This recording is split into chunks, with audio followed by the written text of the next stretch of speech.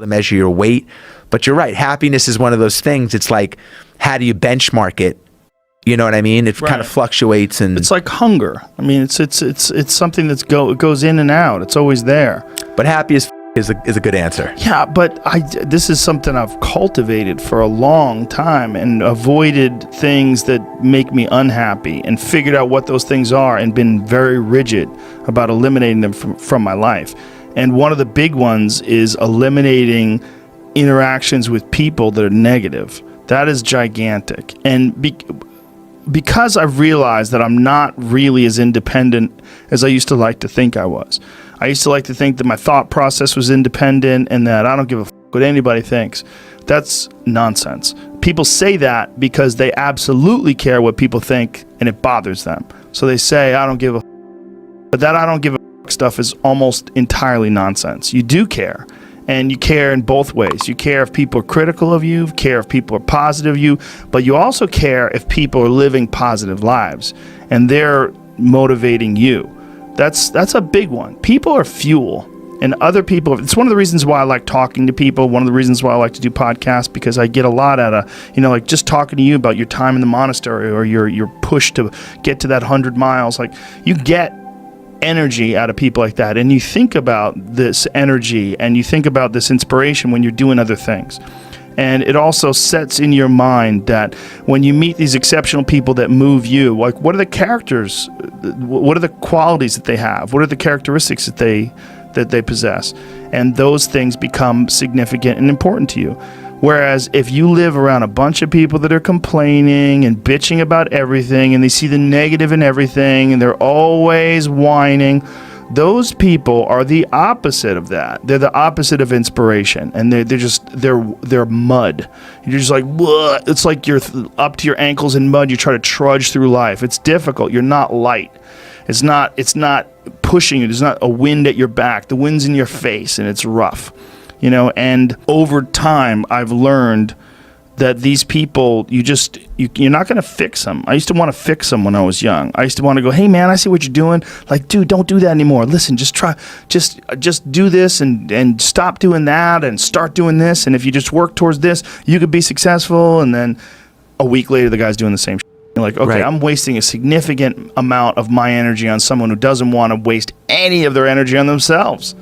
And so managing the community and the tribe that you're in, making sure that you're a good member of that tribe, that you're doing your part, and there's a lot of cynicism in these days about inspiration and about motivation, because there's a lot of fake shit. You can go on Instagram and you see a million of these inspirational quote pages, and they're run by people that are probably depressed. You see a lot of people that are, talking about how to get ahead in life, but they're not really doing anything themselves. So there's a lot of cynicism involved in that. But there's also sincerity in it, and you can get, if you just look at it with a pure heart and a pure mind, you can get a lot of energy out of that. And when you're around happy, inspirational people that are successful, it makes you feel better and you get inspired. And if you act on that inspiration, your life will be more fulfilled. And it's not just inspirational in terms of financial success, but in terms of doing difficult things, whether it's running 100 miles, it doesn't pay you a goddamn thing other than the wealth of the knowledge that you can push yourself to such an extreme, or anything else, whether it's someone who becomes really good at playing chess or someone who's really good at martial arts or whatever it is. There's a great feeling in these overcoming these difficult things, because life is never this just constant state of I'm at a 9 all day, and when I'm with my wife I hit 10. Yay! And I stay like that. That's not real. What's real is like you saying that you went to this monastery and felt all this angst about meditating and being alone and not having your phone and not having the input, but then when it comes out of it, then you have this reward. So you push through this, and you had these uncomfortable feelings, and you came out of those uncomfortable feelings with this newfound appreciation for time and this respect for your own existence in your own space and carving out 3 hours for yourself a day. That's where it all comes from. It all comes from life lessons and the lessons are learned through struggle. And I think that there's a lot of people out there that think somehow or another you're going to get to some place where you're living in silk sheets and you're getting your toes done while someone's dropping grapes into your mouth. I don't want that. I've never wanted that. That guy's not going to be happy. He's going to be bored. An hour into the grapes, you're going to get those f***ing grapes away from me. Stop painting my toes. What am I doing in this bed? I got to do something. I'm not stimulated. The human organism, the animal that we are, needs constant stimulation because it evolved trying to find food and escape enemies, and find shelter, escape nature, escape the elements, try to survive. And this is the great joy that you have in taking care of your children, that you can protect your children from the elements and the enemies and feed them. And it's also the great sadness that you see in losers. When I see a loser, I see some guy who's 43 years old, lives in his parents' basement, and he hates the world. I'm like, that was a baby. Man, this is a baby that somebody just gave nutrients to, whether it's nutrients in the forms of food or in the form of thoughts and ideas and examples. And this kid developed these horrible, self-defeating patterns of behavior that have led them to this point where they're this middle-aged person with no future and no idea of how to get out of this rut, and probably never will escape it, and might just wind up sucking on a gun.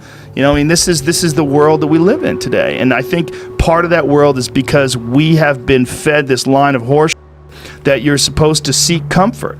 And I don't think you are. I think you're supposed to seek lessons, and you're supposed to seek difficult tasks and accomplishments. And through those things, and through doing things that are hard to do, even if it's just a 90-minute hot yoga class. I do a 90-minute yoga class, man. Those last 20 minutes, I do not want to be there, man. And I definitely don't want to give 100%. And I can cheat. I can kind of half-ass it. I can, but if I don't, and I get through it, when that time is up and the lady says namaste and everybody gets up, I'm like, man, I made it. You know, I lost 15 pounds. My yoga mat is drenched to the point where I could literally wring it out and fill a jug up with water. But through that struggle, I will now have a better day, and I better do it again tomorrow or do something else, because if I just think, well, tomorrow I'm just going to coast and eat Twinkies and watch TV. Oh, hello, sadness, my old friend. Hello, depression. Because when you're not doing anything, you feel like, and that's just a part of being a human being. And we can pretend that we're something other than what we really are, and we can pretend, nah, me, man, I'm just cool, just chilling, doing nothing. Bullshit. You're a human. You're a human being. You evolved from the hundreds of thousands of years of hunters and gatherers and people that were struggling.